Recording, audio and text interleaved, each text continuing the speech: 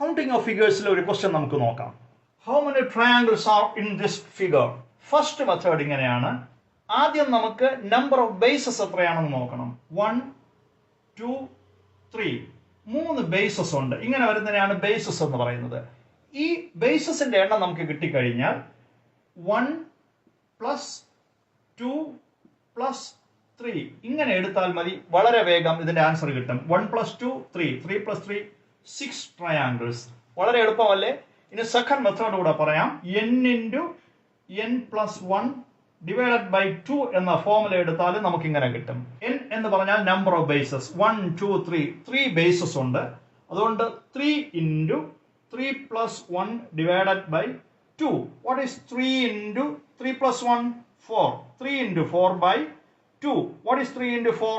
12 by 2. That is equal to 6.